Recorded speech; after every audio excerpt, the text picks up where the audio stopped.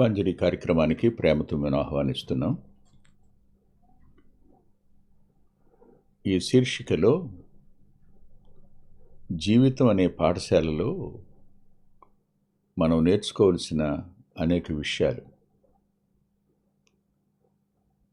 ఆ పాఠాలన్నీ వెనకటి తరాన్ని నుండి మనం నేర్చుకోవడానికి,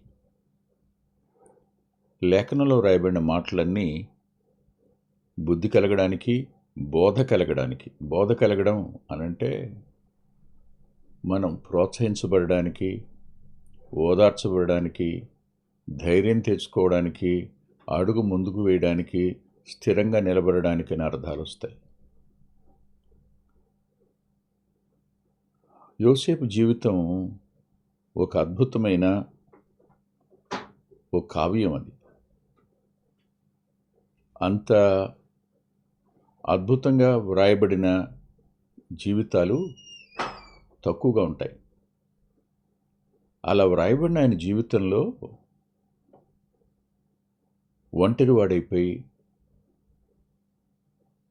దిక్కులేని పరిస్థితి ఏర్పడి, అన్నీ ఉండి అందరూ ఉండి ఎవరూ లేనివారిగా మిగిలిపోవడం అనేది ఎంతైనా దుఃఖాన్ని కలిగించే సంగతి. అంత మాత్రమే కాదు, అందరూ ఉన్నా ఎవరూ ఏమీ చేయలేక మౌనంగా ఉండిపోయినప్పుడు అప్పుడు కలిగే ఒంటరితనం కూడా దుఃఖసహితమైందే. ఇలాంటి పరిస్థితుల్లో మనం ఎవరి మీద ఆనుకోవాలి, ఎవరి కొరకు ఎదురు చూడాలి?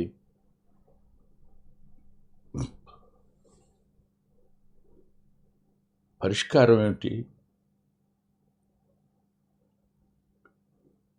ఇది ఆదికాండం 39వ అధ్యాయంలో 4వ వచనంలో మనకు కనిపించే మాట చూడండి. యోసేపు మీద అతని కటాక్షము కలిగెను. ఎందుకు?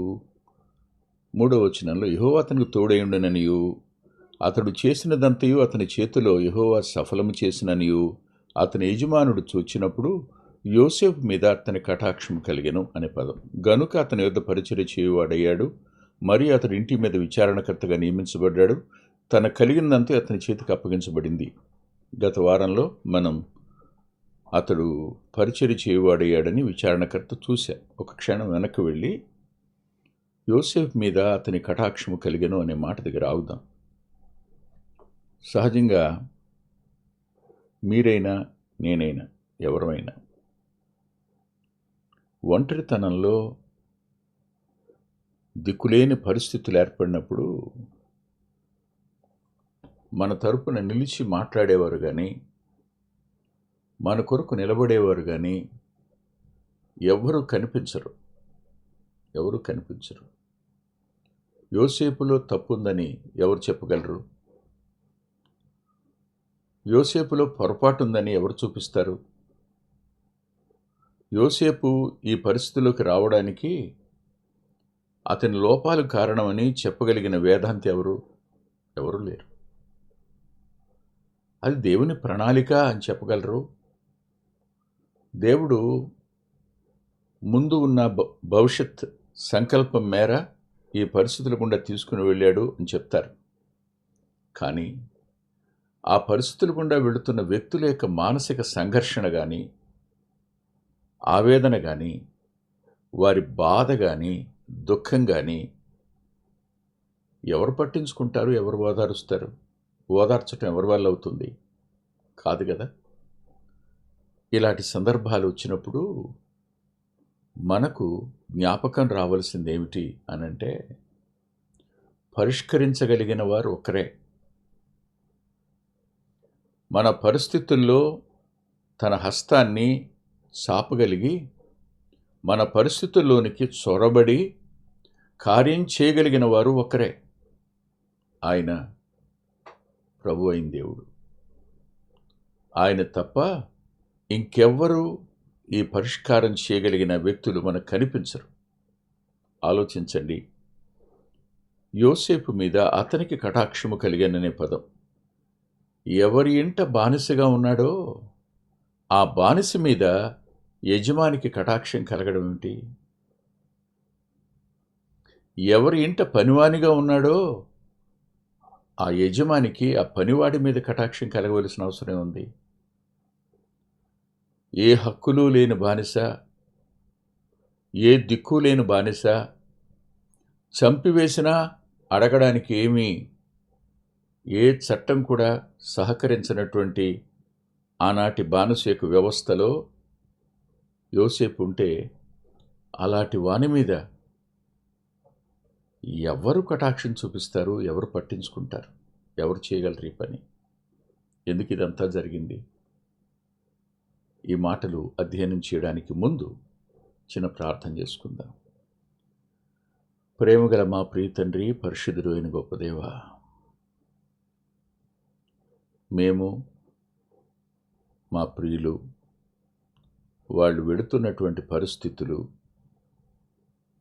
ఎవరికి వారికి దుఃఖకరంగానూ, బాధాసహితంగానూ, ఓరవలేనిదిగాను, శరీరాన్ని ప్రకోపింపజేసేదిగాను, కోపానికి, పగకు, ప్రతీకారానికి ప్రోత్సహించేదిగాను ఉండే ఈ సమయాన్న యోసేపును మా కళ్ళ ముందుకు తెచ్చి అతని జీవితంలో మీరు ఎలాంటి కార్యం చేశారు, ఎందుకు చేశారు, అలా చేయడానికి గల కారణాలు ఏమిటో దయచేసి మేము ధ్యానించడానికి మంచి సమయాన్ని మాకివ్వండి.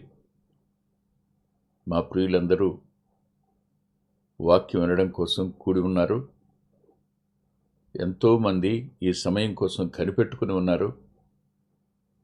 వారు బాధల్లో ఉన్నా, వారు కన్నీటిలో ఉన్నా, వారు ఒంటరితనంలో ఉన్నా, వారు అవమానం గుండా ప్రయాణం చేస్తున్నా, దిక్కుతోచని వారుగా ఉన్నా, అన్ని ద్వారాలు మూసుకుపోయి ఏ ద్వారం తెరవబడిన పరిస్థితుల్లో ఉన్నా నీ వాక్యం కోసం ఎదురు చూస్తున్న వారు ఉన్నారు.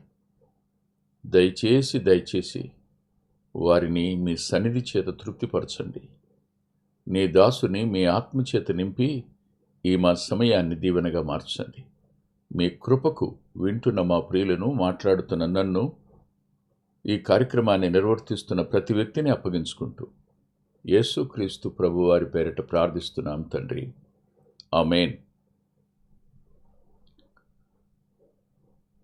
దేవుని కటాక్షం, ప్రభు యొక్క కటాక్షం అనే పదం చిన్న మాట కాదది, చాలా పెద్ద మాట. కటాక్షము అనే పదానికి అతని ఎడల వాత్సల్యత కలిగింది అనే అర్థాన్ని ఇస్తుంది. కటాక్షము అనే మాట అతని ఎడల ప్రేమ కలిగింది అనే మాట. కటాక్షము అనే పదం అతని ఎడల సానుభూతి కలిగింది. ఇలా సమిశ్రితమైన అనేక అనుకూల భావాల యొక్క సారాంశం కటాక్షం. ఈ కటాక్షం కలగడం అనేది జరిగితే ఎక్కడైనా నువ్వైనా మన పిల్లలైనా ఖచ్చితంగా వారు తామున్న స్థితిలో నుంచి వెలుపలకు వచ్చే అవకాశం ఉంది.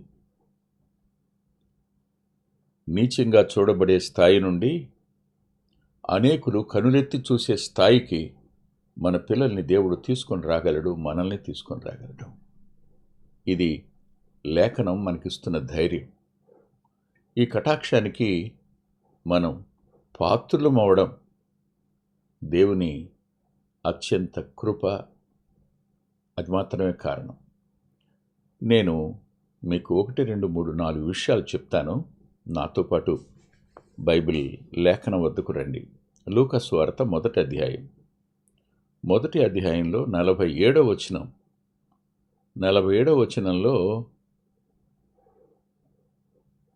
మరియ, ప్రభు యొక్క తల్లి అయిన మరియమ్మ గారు, ఆమె ఇలా అంది, ఆయన తన దాసురాలి దీనస్థితిని కటాక్షించెను.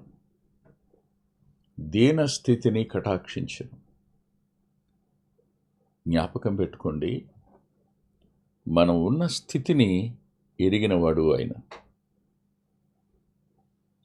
మనం దీనులంగా ఉన్నామా, దీన స్థితిలో ఉన్నామా, మనుషులకు అర్థం కాకపోవచ్చు.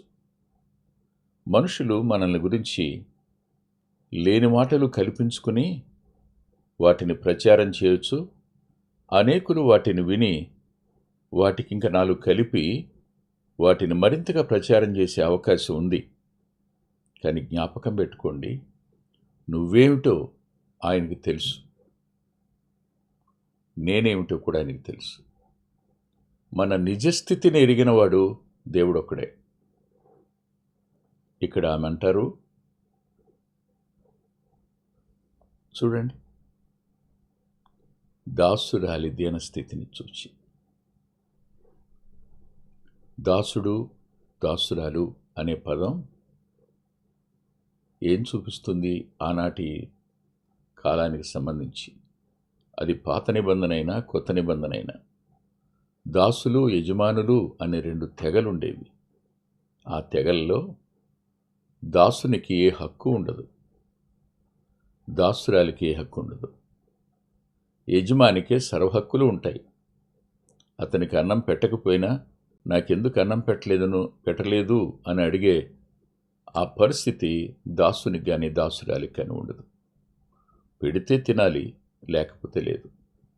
ఎక్కడ ఉండమంటే అక్కడ ఉండాలి, ఎలా ఉండమంటే అలా ఉండాలి, ఏం చేయమంటే చేయాలి.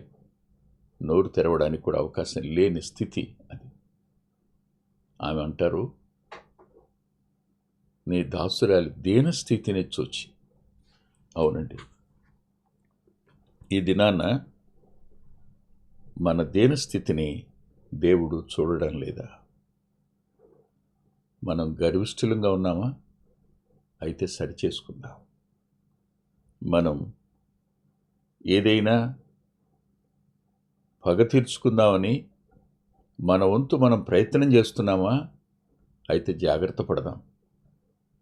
పగ తీర్చుకోవడం మన పని కాదు. దేవుడు ఎందుకు అనుమతించారో, ఆయన అనుమతించడానికి గల కారణం ఏమిటో మనకు తెలియదు. ఆయన చిత్తానికి మనం భేషరతుగా అప్పగించుకోవడం అనేది దీనత్వాన్ని చూపిస్తుంది. ఆయన ఎందుకు ఇక్కడ ఉంచారు? ఎందుకు ఈ అనారోగ్య పరిస్థితుల్లో ఉంచారు? ఎందుకు ఈ దిక్కుమాలిన స్థితిలో మనల్ని ఉంచారు అని ఆలోచించినప్పుడు మనం ఇలా ఉండడం వెనక మనం నేర్చుకోవాల్సింది ఏదో ఉంది. మన ద్వారా రాబోయే తరాలకు ప్రయోజనాన్ని ఏదో దేవుడు ఆశిస్తున్నాడు అని మనం తప్పకుండా గుర్తించాలి. యోసేపు దీనస్థితిలో ఉన్నాడు. అయినా అతడు దీనుడుగా ఉన్న తన యజమాని ఇంట ఎంత నమ్మకంగా పనిచేశాడు, ఎంత యథార్థంగా ప్రవర్తించాడు, ఎంత శక్తి వంచన లేకుండా శ్రమించాడు.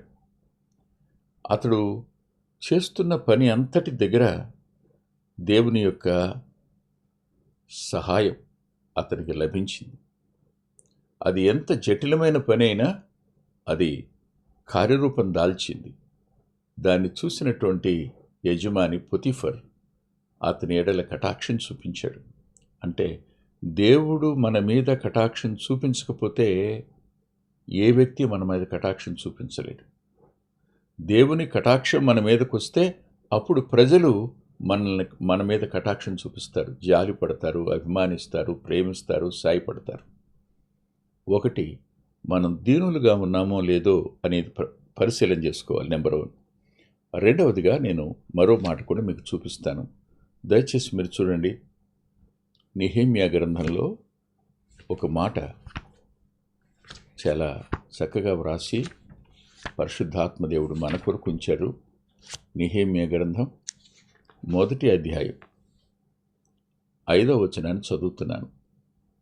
ఆకాశమందున్న దేవా యెహోవా, భయంకరుడైన గొప్ప దేవా, నిన్ను ప్రేమించి నీ ఆజ్ఞలను అనుసరించి నడుచువారిని కటాక్షించి వారితో నిబంధనను స్థిరపరచువాడా. ఈ మాట, నిన్ను ప్రేమించి నీ ఆజ్ఞలను అనుసరించి నడుచుకున్న వారిని. ఒక మాట అండి, భర్త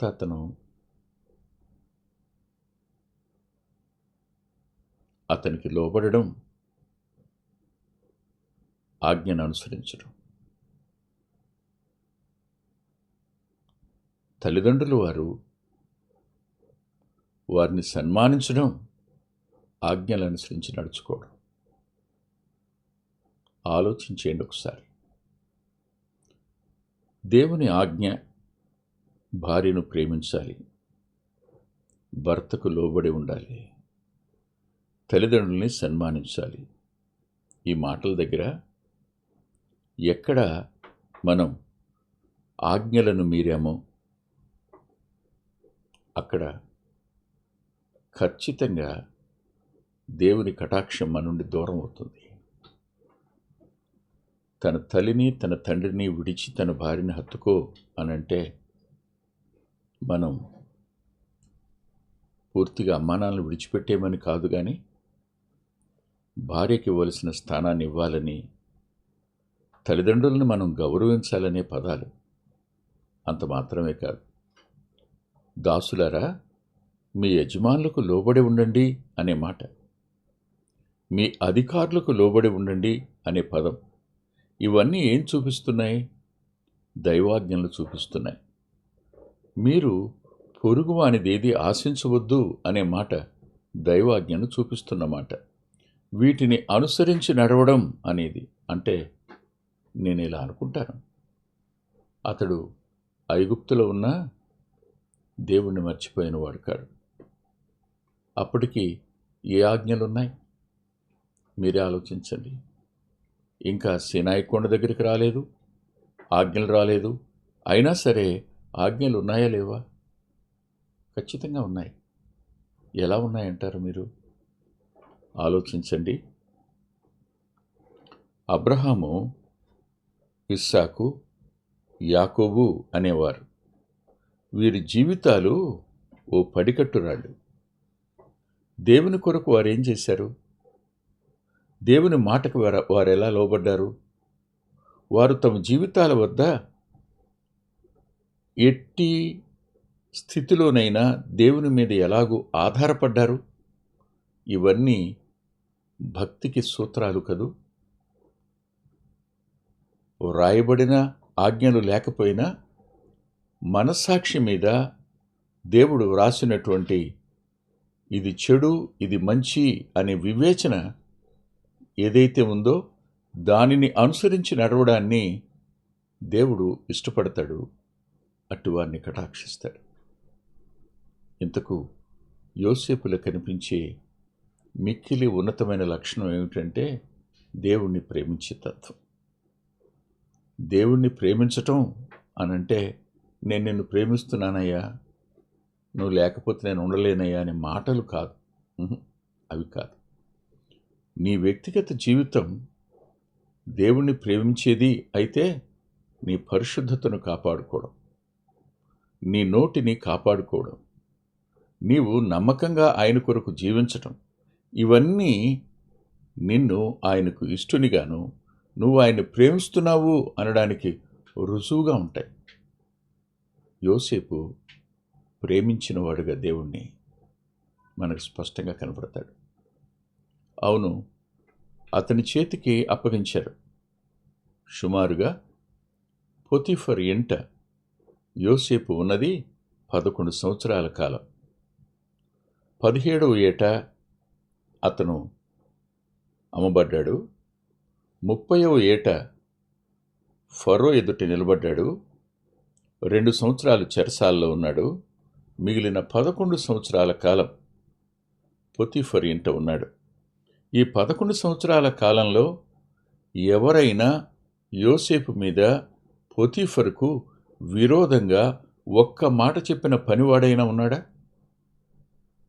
లేడు. అంటే అతడు తనకు లభించిన దాన్ని బట్టి అతిశయించినవాడు కాడు, తన అధికారాన్ని బట్టి ఇతరులను బాధపెట్టినవాడు కాడు. అధికారం ఇచ్చింది క్షేమం కోసం, అధికారం ఇచ్చింది ఇతరుల యొక్క ప్రయోజనాలను కాపాడడం కోసం. ఏ అధికారమైనా ఖచ్చితంగా ఈ నియమాలు ఉంటే దేవుని కటాక్షం అతని ఎడల, ఆమె ఎడల ఖచ్చితంగా ఉంటాయి. మన పిల్లలు దిక్కులేని వాళ్ళు అయిపోతారు, ఏమైపోతారు అనే బాధ, దుఃఖం ఉండేటువంటి తల్లిదండ్రులకు నేను చెప్తున్న మాట ఇది. మీరు దేవుని చేతికి వారిని అప్పగించండి. మేము ఒంటరి వాళ్ళం అయిపోయాం అని ఆలోచించేవారు, మేము దిక్కులేని వాళ్ళంగా ఉన్నాము అని వాపోయేవారు, అలాంటి వారికి కూడా నేను మాట చెప్తాను. మీరు మీ దీనస్థితిలో మీరు దీనులుగా కొనసాగండి, దేవుని ప్రేమించేవారుగా మీరు ఉండండి. అప్పుడు ఖచ్చితంగా దేవుని కటాక్షం మీ మీద ఉంటుంది. దీనికి కొంచెం కూడా సందేహం లేదు. జ్ఞాపకం చేసుకోండి. దేవుడు నాతో వ్రాయించిన పుస్తకాల్లో బతుకు బండిలోనికి యేసు అనే పుస్తకం. ఆయన పేరు శివరామయ్య గారు, పాల్ గారు అనే పేరు. ఆయన చాలా దీనుడైన. అంత వయసు వచ్చినా కూర్చొని చిన్నపిల్లాడిలాగా వాక్యం వినేవాడు ఆయన. ఎన్నడూ ఆయన అతిశయించడం నాకు కనపడలేదు. ఆయన ఫాక్స్ గారు తెలుసు ఆయనకి, భక్సింగ్ గారు తెలుసు ఆయనకి, అగ్రిప్ప గారితో పరిచయం ఉంది ఆయనకి, ప్రభుదాస్ గారికి సన్నిహితుడు ఆయన. ఇలాంటి వాడు తన దీనత్వాన్ని కాపాడుకున్నవాడుగాను, దేవుణ్ణి ప్రేమించడంలో కొరత చేసినవాడు కాడు. ఒక సంగతి ఏమిటంటే, ఆయన తన జీవితం రాసేటప్పుడు ఒక విషయం చెప్పి గావురుమని ఏడ్చాడు. ఆయన యథార్థత కలిగినవాడు.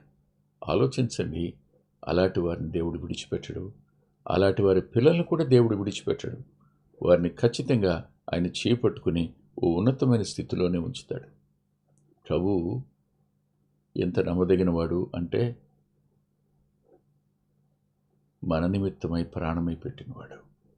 మరి మనల్ని, మన పిల్లల్ని విడిచిపెట్టేస్తాడని ఎలా అనుకుంటారు? ఒకసారి ఆలోచించండి.